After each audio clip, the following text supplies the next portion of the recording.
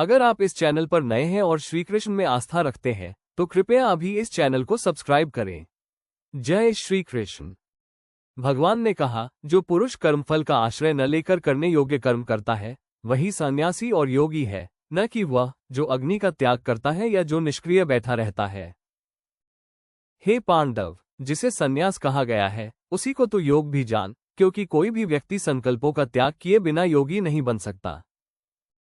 जो मुनि योग की सीढ़ी पर चढ़ना चाहता है उसके लिए कर्मयोग साधन कहा गया है, और जब वह योग की ऊंचाई को प्राप्त हो जाता है तब उसके लिए शम मन का निरोध ही साधन कहा गया है। जब कोई व्यक्ति सभी भोगों और कर्मों के प्रति आसक्ति छोड़ देता है और केवल आत्मा में ही रमण करता है तब वो कहा जाता है कि उसने योग प्राप्त कर लिया है। मनुष्य को चाहिए कि वह अपने द्वारा अपने को उठाए, अपने को नीचे न गिराए, क्योंकि वही आत्मा उसका मित्र है और वही आत्मा उसका शत्रु है। जो अपने आप से जीता हुआ है उसका आत्मा मित्र है, और जो अपने को नहीं जीतता उसके लिए आत्मा शत्रु के समान है। जिसका मन शांत है, जिसकी आत्मा विजित है, जो दोषों से मुक्त है, वो परमात्मा में स्थित होकर ठंडी गर्मी, सुख दुख और मान अपमान में सम रहता है। जिसे ज्ञान और विज्ञान प्राप्त है, जो स्थिर है, जिसकी इंद्रियां वश में है, जिसके लिए मिट्टी, पत्थर और सोना समान है, ऐसा ज्ञानी योगी श्रेष्ठ है। जो सबके साथ समदृष्टि रखता है, चाहे वो शुभचिंतक हो, मित्र हो, शत्रु हो, तटस्थ हो, मध्यस्थ हो, द्वेषी हो, संबंधी हो, संत हो या पापी, वह उत्तम योगी है। योगी को एकांत स्थान में निवास करना चाहिए, अकेले रहना चाहिए, अपने मन को वश में रखना चाहिए, इच्छाओं और संग्रहों से मुक्त होना चाहिए। शुद्ध भूमि पर कुश, मृगचर्म और वस्त्र का आसन बनाकर, न बहुत ऊंचा न बहुत नीचा, और उस पर बैठकर मन को एकाग्र करें। उस आसन पर बैठकर मन को एकाग्र करके हृदय में आत्मा का ध्यान करते हुए सभी कर्मों को त्याग कर योग में लगना चाहिए।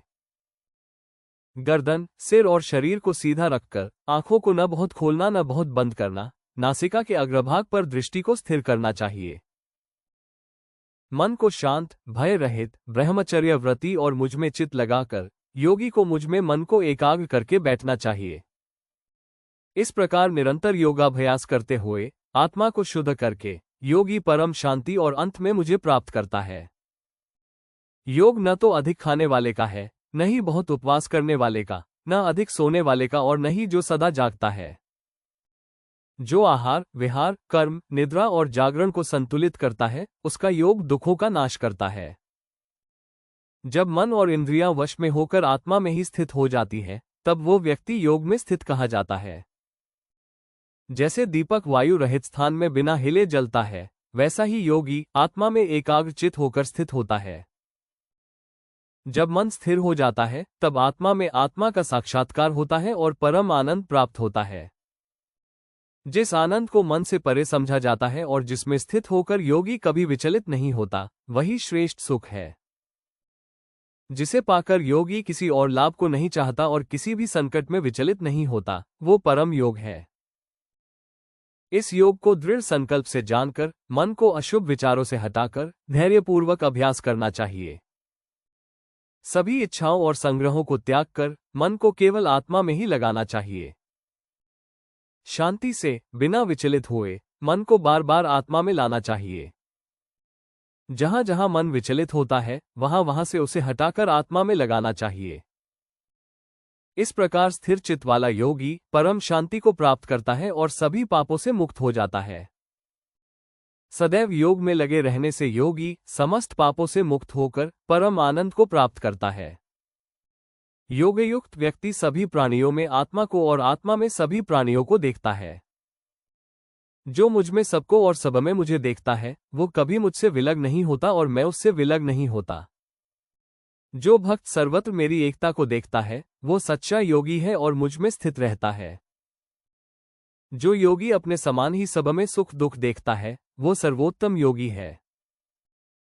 अर्जुन ने कहा, हे कृष्ण, आप जो समत्व योग कहते हैं वो मुझे कठिन प्रतीत होता है, क्योंकि मन चंचल, बलवान और हठी है। श्री भगवान ने कहा, हे अर्जुन, संदेह नहीं कि मन चंचल है, परंतु अभ्यास और वैराग्य से उसे नियंत्रित किया जा सकता है। जिसका मन वश में नहीं है उसके लिए योग कठिन है, परंतु जो प्रयासशील है और मन को वश में करता है वो उसे प्राप्त कर सकता है। अर्जुन ने पूछा, यदि कोई योगी श्रद्धा से युक्त होकर भी योग से विचलित हो जाए तो उसका क्या होता है? भगवान ने कहा, हे पार्थ, ऐसा व्यक्ति न इस लोक में नष्ट होता है और न परलोक में, कोई भी शुभ कर्म निष्फल नहीं जाता। ऐसे लोग पुण्य लोकों में जाकर फिर श्रेष्ठ कुल में जन्म लेते हैं, या फिर वे योगियों के कुल में जन्म लेते हैं, जो जन्म अत्यंत दुर्लभ होता है। पूर्व जन्म के योग अभ्यास से प्रेरित होकर वो फिर योग की ओर आकर्षित होता है। पूर्व संस्कार उसे आगे बढ़ाते हैं और अभ्यास से वो सब बाधाओं को पार करता है।